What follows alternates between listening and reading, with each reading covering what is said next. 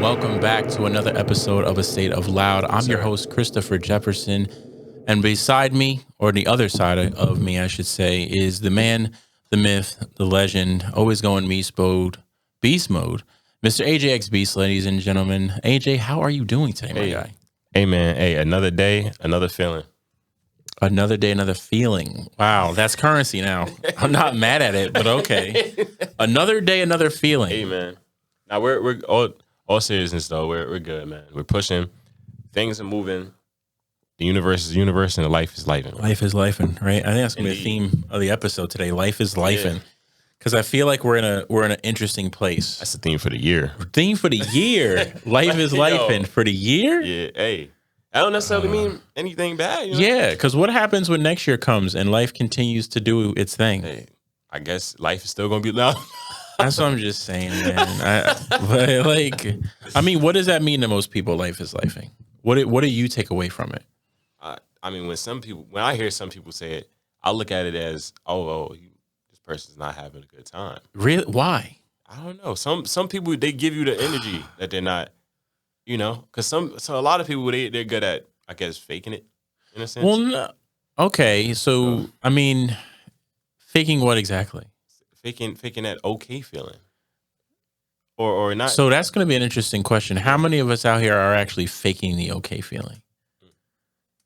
Right? Because there's a little sentiment in that. Like, how to know if you're faking is huge, right? Like, I mean, there's a point in your life where you have to ask yourself, are you happy with the things you have around you because you are happy, or are you happy because someone told you these things are what life and joy is?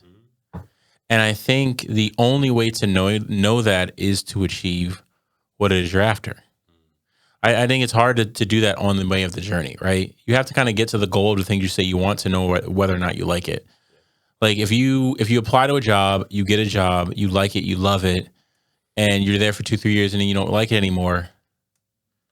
Does that mean it wasn't for you? You don't like it, or maybe it's just not what you like anymore? I feel like there's so much that goes into that we don't really portray in living life and living your journey, living your purpose, right? Because every single thing around us is influencing us at all times, right? What you read, what you see, what you watch. And we live in a world now where all three of those things are coming at you super fast through that supercomputer in your hand, right? Or that what you call it, the external chip. Oh, yeah. You ain't going to have to jack into the matrix. You're going to have the phone right here. You already. So I think we have to put that into consideration, because as you grow through your journey, you're going to learn and you're going to become a different being, right? You don't automatically just wake up one day and go, this is my thing. This is it forever. You do have to try and do things, and through the doing things is how you'll grow. But you'll never wake up and you're like, that's my thing. I got it. I mean, you have to see it first. That has to be inspiration. You have to be triggered to say, this is my thing. Like, and I can still feel it. I can still feel it, right? I'm 36 years old, beautiful family and stuff. And there's still things from my 8-year-old self that's different from now, but that I appreciate, grow, and want to grow more towards now. You know what I mean? Like, I think we kind of alienate that feeling, almost make ourselves feel bad in a sense. Yeah. Like gaming. Let's take gaming, right? Like, I used to be a huge gamer. Wait outside. I probably said all this before, but I waited outside for games. Call of Duty was my jam. I remember Call of Duty 1 on PC. Y'all don't know about that life.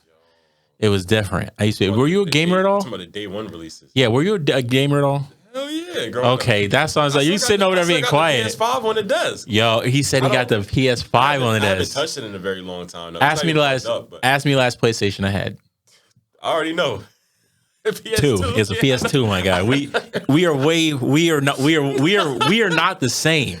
We are not the same. We are not the same. But no, like, gaming has been put down for people. Like, oh, you're getting older, you're gonna keep gaming. Shout out to Neff too, because Neff was he was the one that actually bought the PS5 for me. Nobody knows that. That's a good friend. That was for was that for Christmas? He got the P5 for me. Well, that's a good friend. Shout out to Neff. Bring the mic closer. You're all. Shout out to You're all Neff, the way man. back. No, bring it closer to you, bro. Like, I don't mind moving up a little bit, man. I don't mind working for the people. Getting the abs working. Yeah, Get man. ready for summer. Okay. Get ready for that school year. For that school year. Facts, my guy. You got a couple months, but congrats on going back, man. But I think that's a big. I want to get onto that as well after this. But you said a lot of people are faking it. Like, how do you know if you're faking or not? I would say there's an internal feeling. I know from experience. I'll speak on experience because there's definitely been times where I would not necessarily fake it, but if I'm not feeling the best, I'll still put on like that smile just to make sure that the people around me are okay. So I know like when you're around people, if you're walking with like a certain energy, people will naturally feel it, and that's one thing I would never like. I never wanted to put on someone else. It's like, oh, how I'm feeling, so I'll because you know the only way to kill negativity is with positivity. That's an interesting statement. I mean, I don't disagree with that, right?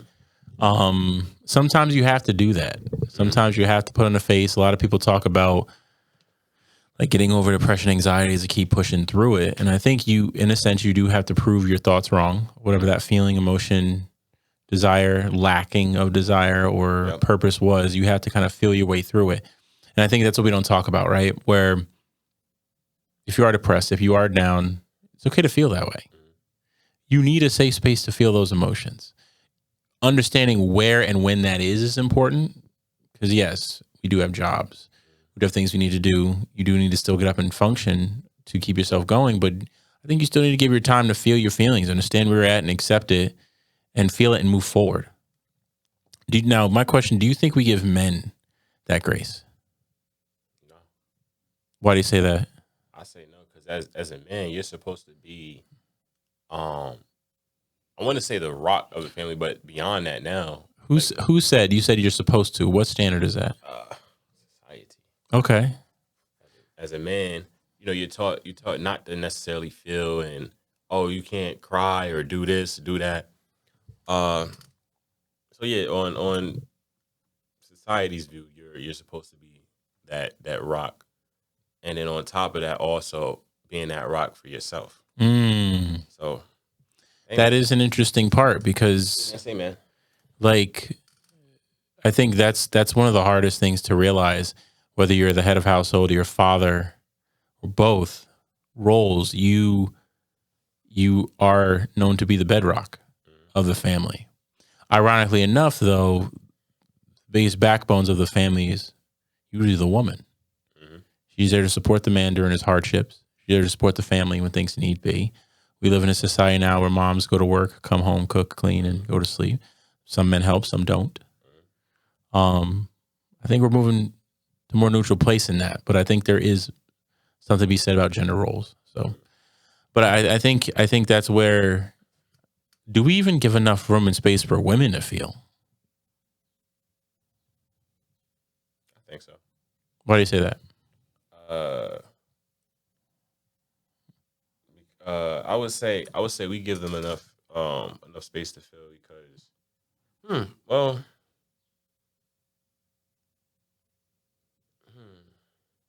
right? Now I'm thinking, right? True. Like, because like if you look at it, as much as we will say like the man has to do X, Y, and Z, I know a lot more women that are stepping up. I know a lot more women that are stepping up. I mean, I being involved in the social service work and stuff through the community. A lot of men tend to take on roles of leadership. That doesn't necessarily mean that they're actually putting in the work, though. To grind, to help, to build. I see a lot of women being in the background, giving the patience to our youth, helping the healing and growing. Men are present, but I would like to see more men doing the work, more learning, more growing, more patience. That's why I asked if we give women the space, because it's we see the pain in which they're willing to endure for life, and we kind of assume that, well, that's your God-given talent. You now got to take it. And I don't necessarily agree with that yet. I don't know why. I mean, I do believe in pushing yourself. I do believe in pushing your boundaries, pushing your limits, getting yourself so outside of your comfort zone that you're not sure if you're going to make it or not. I believe everybody should do that at least once or twice in their life. But I also believe you need the opposite, where you need to be in a place where you feel safe to express your emotions and feel. Because why can't we make mistakes?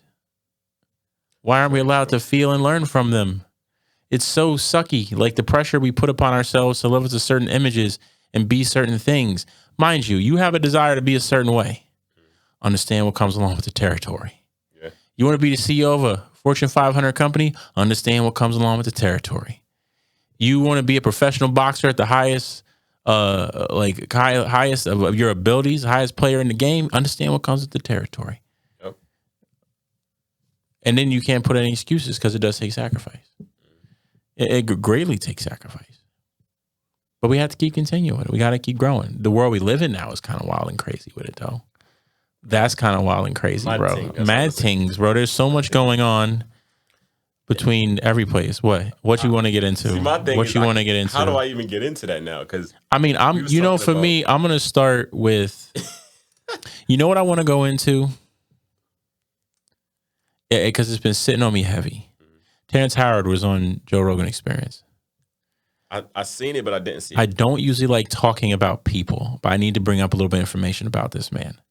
Terrence Howard, yeah. Brilliant man. Tapped in, man. And it's interesting his perceptions of life, his understanding of life, and the science in which he portrays to be accurate, correct in the things of the universe. And it all makes sense. It's wonderful. It's beautiful. Watching that podcast was amazing to see someone challenging the stronghold of science and our standards on it. And he made a good point. We have a status quo in life that works for many, is really good for some, but doesn't work equally for all. And I think equality is a whole different argument.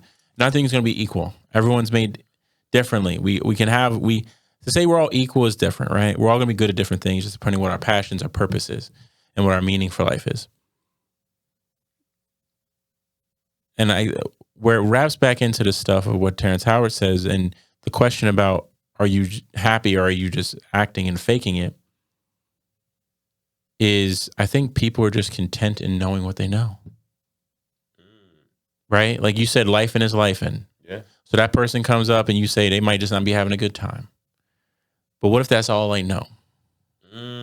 All they know is that negative feeling. What if I had people around me, think about it, Wow. family, aunts and uncles that were just like, ugh, another day of doing this.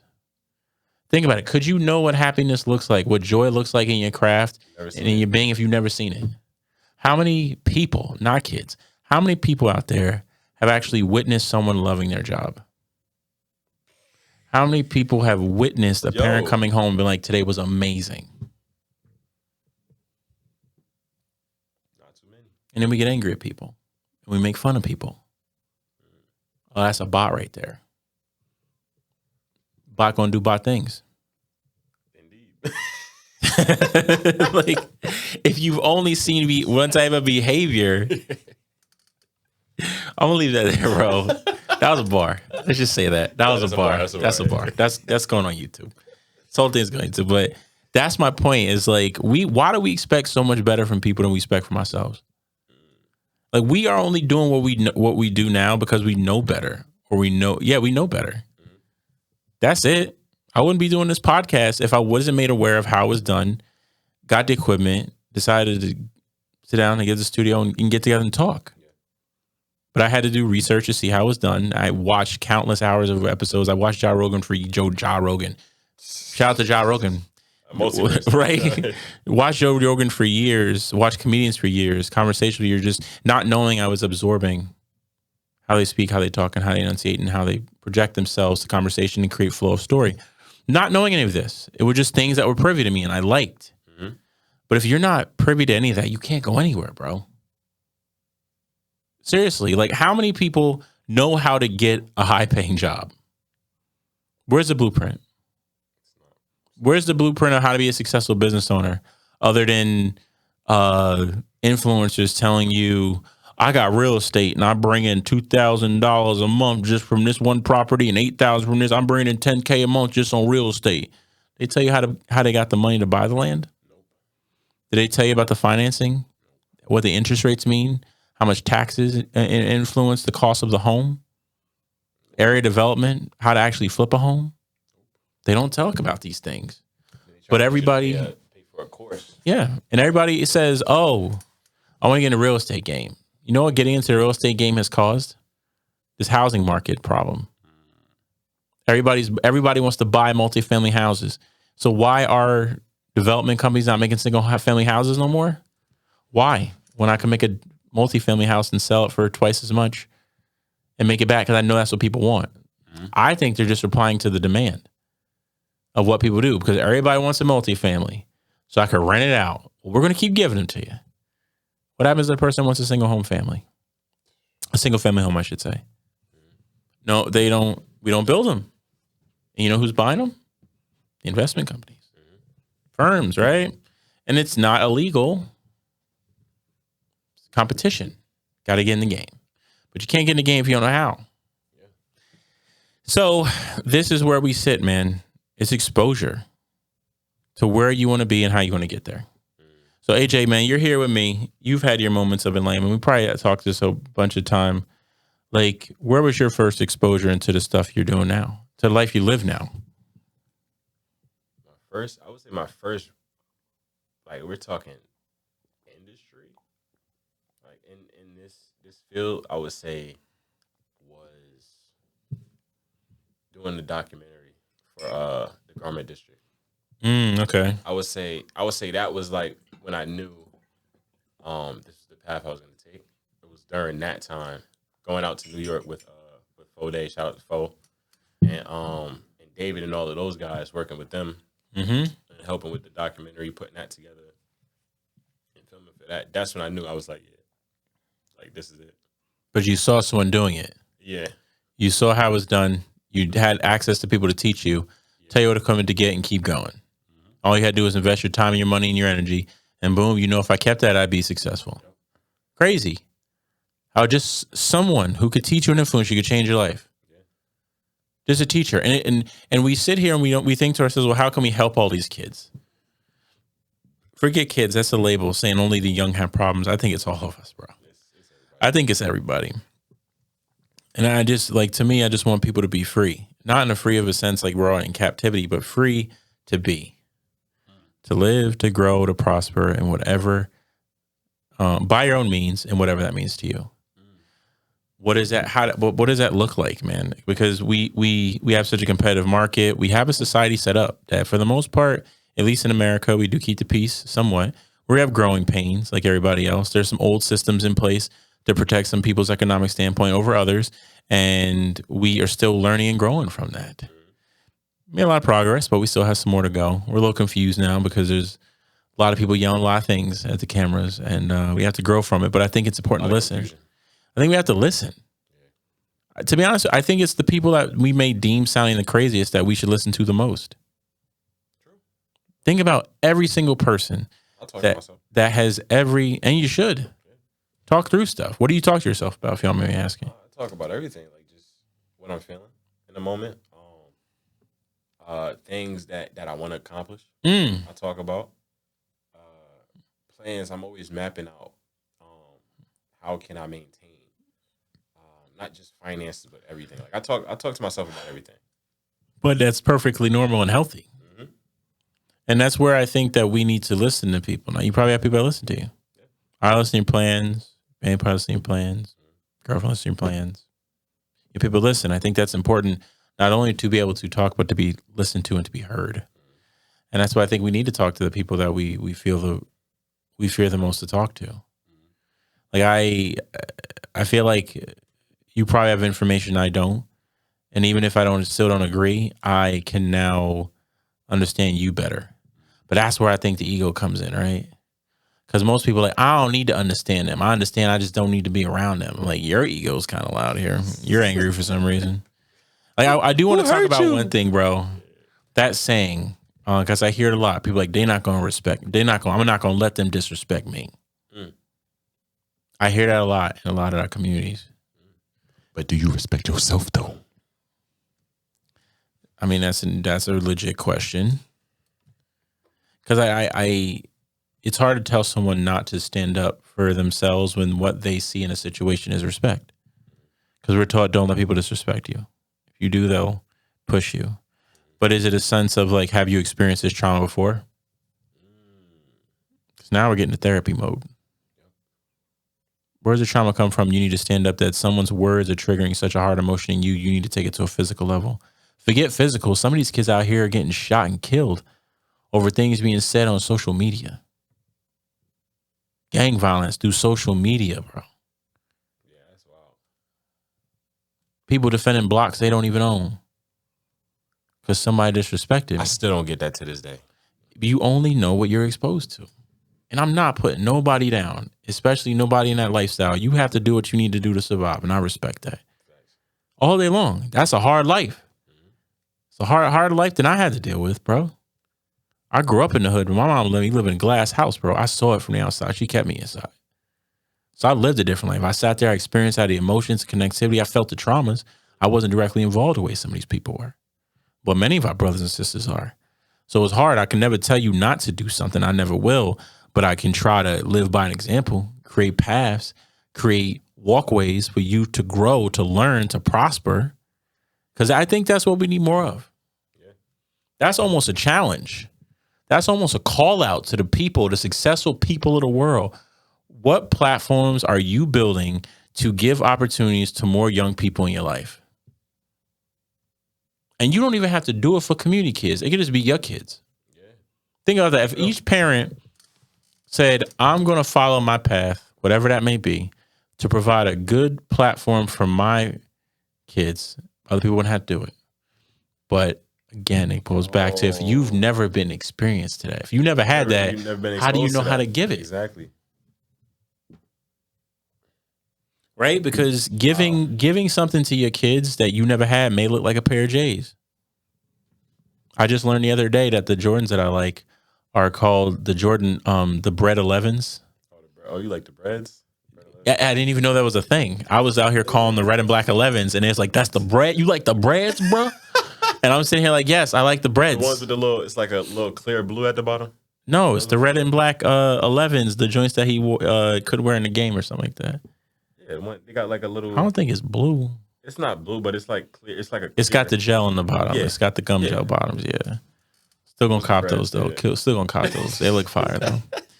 So a thing back in school, man. Bro, still want them. Never had them. Still want them. But it's kind of that standpoint of like, you only know what you've seen, bro. You only know what you've seen. So if you see people out here saying life be lifing, maybe that's the only life they know. This kind of makes me think about what my mom's been talking about with me and Bree and the whole not being married thing. That's a thing. And I had to sit back. So I didn't, like, we usually have like little debates here and there. But the last conversation that we had, I had to sit there and talk to her about, you know, like, what are you okay? Like, I had to ask her that, like, are you okay? Because the fact that she's still, like, off, and I understand, like, she's a mom, of course, your mom. And your mom is going to be protective of you your entire life. Exactly. So I could understand that. But then I had to get to the point of also realizing that she's not speaking necessarily because of what I'm doing, but because of what she's experienced throughout her life. Oh yeah, parents want to protect you. Yeah, so I had to just sit there and understand that, and I let her talk. You know, I let her talk. I heard her out, and yeah, we eventually got to a point talking about, of course, going into the Bible, all this other stuff. But I was like, my biggest thing with my mom, I always talk to her, and you know, if she's watching this, I don't know if she'd be watching this, but shout out to moms if you're watching. Yeah, shout out to moms tuning in. But one thing I always bring up to her is, if we're gonna talk, right? Because for us to get to a point to where we can actually understand each other, we have to talk outside of just Bible. Because one thing I noticed with her is, with our conversations, it'll always lead into, oh, I got the solution for that problem. But it's not you actually talking to me. It's you going into a book and saying, okay, this is your solution. Read this. So, I mean, wow, that's intensive to be in that situation. But I do understand where she's coming from. Like, do you think about it? Why do you think your mom does that? Maybe how she was dealing with my pops. Think about what the Bible represents. Security? No, the Bible is a belief system. Well, yeah, yeah. So if you are identifying with that belief system, you uphold the values within that belief system as truth. And what does the Bible say? Right? If you sin, what happens at the end of your life? Go through head. Yes. As someone that practices that faith, believes in that faith, for that to be true, she doesn't want to see you go down that route. Whether you believe it to be true or not is not the factor that she's diving into. This is what I believe, and I'm trying to protect you from the downfalls of what I believe to be true. I don't want you to suffer that way. So it's to ask your, I'm saying just to ask your mom to try to hear you out outside of her beliefs is the same thing of saying ignore everything you believe to be true. Like, so remember I said it's the people that we deem crazy and don't listen to are the ones we should listen to the most. Yeah. When you hear it, you hear it, you start to understand people. I will how do I say, I may not always agree with every religious belief that people have, but I will respect it and understand where they're coming from. I'm happy to say something's not for me or something is for me. I've lived my life in different ways, right? There's many different religions that I abide by certain of their rulings. Like there's some of them that speak out to me loudly, and there's some that don't. So you kind of get to a place of understanding self. But if your mother was raised with the beliefs through the Bible, and you're saying, "Nah, mom, don't do that," she's still going to want to raise you in the means in which she was raised. So it's an interesting situation, man. How are you guys handling that? I mean, we communicate, but there's definitely a huge disconnect because I'm not that kid anymore. Because it was, I think what it is too with my mom is that she seen me at the point where I was taking it all in, agreeing with everything. Now I'm at the point where I'm conscious about my decisions, conscious about the things I actually believe in, and now it's combative. Yeah, because now that's a big part of growth, right? I had this image of you, this belief of you. You fit into this square that was comfy for me of organizing my life, and now you're jumping out of it. And you tell me you're changing, you're different. What happened? What changed? What do you see that I don't know? Wait, it's something I don't believe? Nah, you're wrong. The craziest part is even the diet change scares her. Like me wanting to actually eat healthier is scary to her. Okay. And is it not how she eats? And what were you saying? Dino nuggets out the bag, bro. She still does that. But you have to realize, like, a lot of our, how can I say this? When it comes to changing, whether you become aware of something you don't, you decide something else is for you in life. There's going to be people I don't agree with that. For me, at least what I've experienced, what I realize is you have to be okay being at peace with that. That not everyone's going to be on your side. Not every cheerleader is going to be on your team. You got to be okay with like, all right, I understand, no problem, thank you. This is for me, and may not be for you, but that's okay. This is for me, and that's not good for everybody because we want acceptance, especially from our parents. Yeah. We want heavy acceptance from our parents. We want to welcome them. We want them to be happy. We want them to be proud of us. That's saying that word, I'm proud of you. It's probably one of the most valuable things a parent can tell their children. So we still crave for that because it's what we learned as young kids. For me, it's understanding that you have to write the new verse of what proud means to you. That's where I believe they call reparenting yourself. You giving giving yourself the stuff you need now that maybe your parents couldn't give you when you were younger. Especially since maybe your values changed. You now have to be that own adult that's saying it's okay. Don't be afraid to go forth. Move forward in this. You're going to be okay. It's a wild feeling. It's a wild feeling because you kind of get the sense of like, oh, I can provide myself with everything. And there's a big part of you that's like, no, you can't. You feel alone. You feel empty. You can't provide yourself with the hope that you need. You need them to be okay with you. And you have to grow and say, no, I'm pretty happy where I'm at. I'm going to keep growing and going. I'm going to meet people to fill my life eventually. Now, I'm never advocating for cutting people off. I don't advocate cutting parents off. Unless they're harming you, and they're becoming a detrimental part of your life, you don't have to cut people off. Create boundaries. There's a saying that they said you need to know how long you can spend with somebody before the energy around them is spent. It's a 1 year person, cool. It's a 1 month person, cool. 1 week, 1 day, you got a 1 minute person, all you can do is wave at them and walk by. That's enough. Yeah. Too much. I give up. That's my energy for them. I can't spend no more. But don't feel bad about that. Parents, it gets harder though, because you have to grow with them, and that's where you make the staple, man. That's where you start leading by example, because you have to realize, like, your parents trust you for the most part. Most parents will trust their children's decision when you show that it works. Because you are right. We as people project our fears upon others. I'll give you an example. This is a funny one today. I'm at work talking to my staff, and one of my employees just shows me a doll on his phone. He's like, yo, would you let your kid have this doll? And I said, yeah, why not? He goes, nah, yo, that junk look like it's going to come alive and eat you in your sleep or something. And I said, why would I abide by that? Yeah. Because, yo, that junk crazy. And I'm like, but if I don't believe that's true, why would I fear that doll? And I'm like, we're trained and taught to be fearful of objects through media and movie and entertainment. It's crazy. I think I know what doll it is just off of you saying that. You probably do, It's man. the Poppy doll, ain't it? I don't know if the name is. So with the red lips and they got like the teeth. I'm not even asking. I don't even know. You could keep describing, and I won't be able to tell you if that's it. I don't know the name, bro. You have to show me after, Yeah, and I can remember. But, bro, yeah. And I thought to myself, how many things have taught us to be this fearful? Yeah. Of everything, even each other. It's a strong subject that I really get on. Is like, think about it, man. I'm just showing you media. I'm just showing you content. I'm just sharing with you a movie. What is that movie teaching you? What is it talking to you about?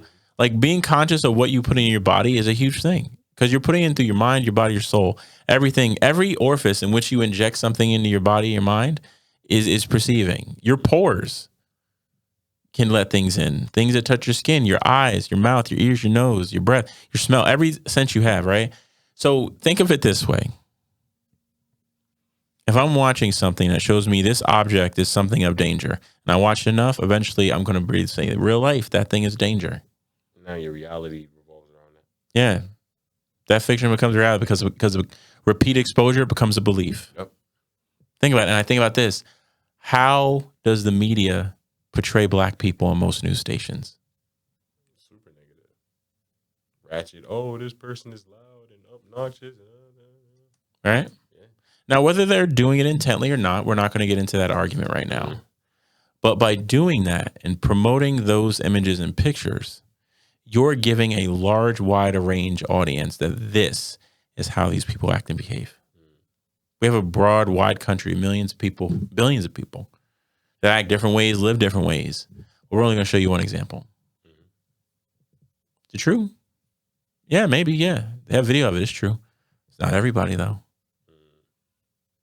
Just like when you turn on TV and you see white people, they're doing very well for themselves. Are all white people doing well? No, not really. Biggest poverty population is white people in America, unfortunately. Right? Everybody has problems. Everyone's in poverty. I know everyone's rich and everyone's doing well. Right? But what you portray to the people in America is, in the world really, is what you will believe if you're repeatedly shown it. That's why I ask people in this conversation, you have to be willing to push the boundaries. Go speak to people that don't believe in the things you do. I commend you for speaking with your mom on this. Having conversations, listen to it, even if you don't understand it. And that may even be triggering for you, right? And you having the willpower to sit there and say, I'm going to listen. I'm going to try to understand. That's a huge level of maturity. And for her to be actually communicate with you, where some parents would just be like, I don't got time for this. Go be whatever you want to be. I'm done. It shows the maturity and level of relationship you guys have. I just wish we could see that everywhere in the world instead of just yelling and getting angry and saying my ego hurts because you're falsifying my belief system. Falsify mine, bro. Like, I'm constantly learning. I learned things this year that I didn't know. Makes me so curious and hungry for life. So curious and hungry for next chapter. What are we going to learn next? What are we going to do next? I've grown so much because I've said I'm not attaching negative emotions to this experience if it doesn't turn out well. I can learn and grow from it. If I'm triggered by something, what the heck is that? Why?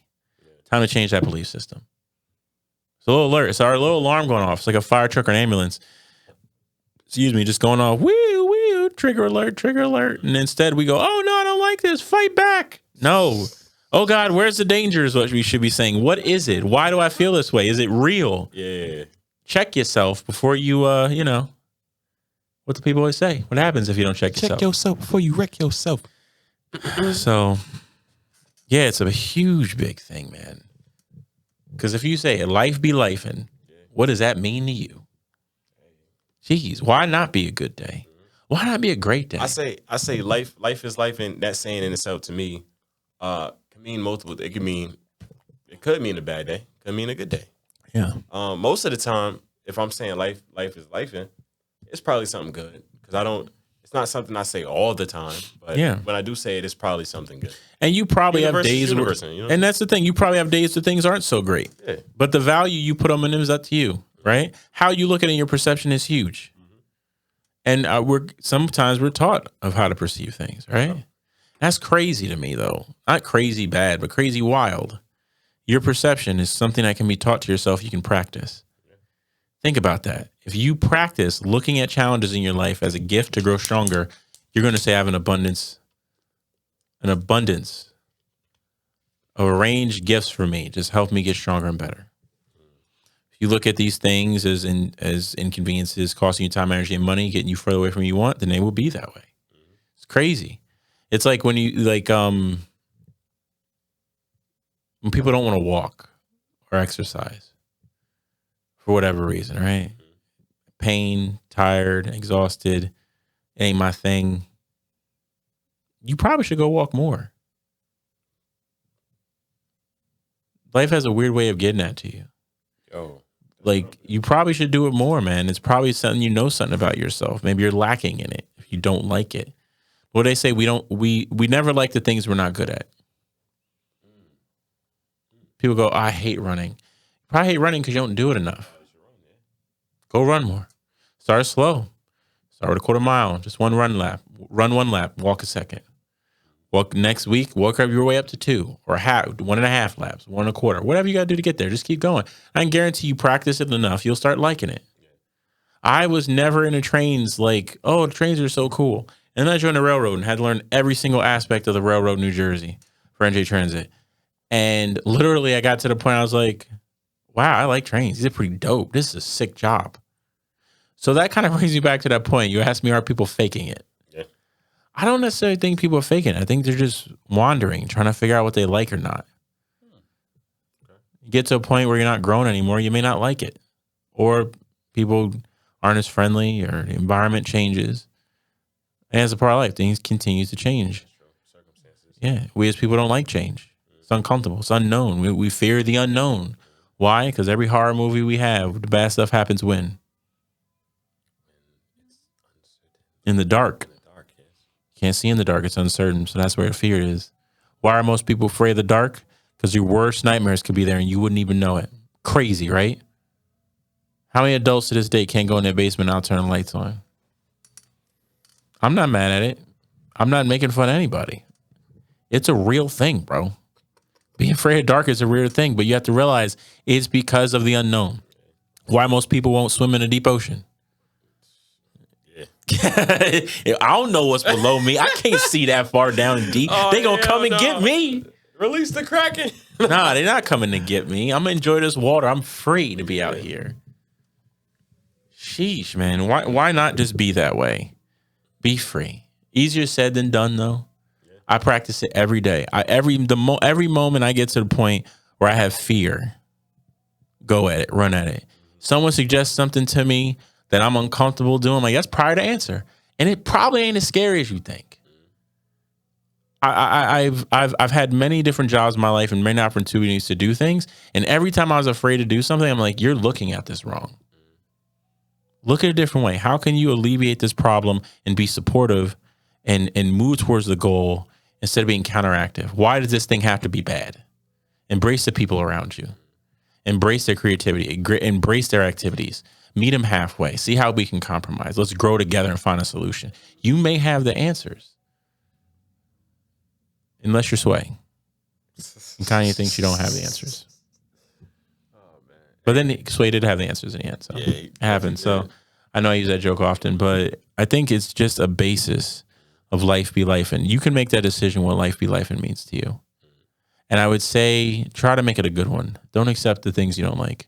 Change your mindset, change your growth, try something different. I mean, I can tell you this. I don't know too many kids that take to school that say they love it. I think that we should ask ourselves why. Why you're not learning? Why you're not learning what you want to learn and liking what you like for 8 hours a day? What do we train you to do? Kind of sounds wild, right? Oh God, I don't want to go to school today. Fast forward 4, 5, 6, 7, 8, 9, 10 years. Oh God, I don't want to go to work today. And then we make memes about it.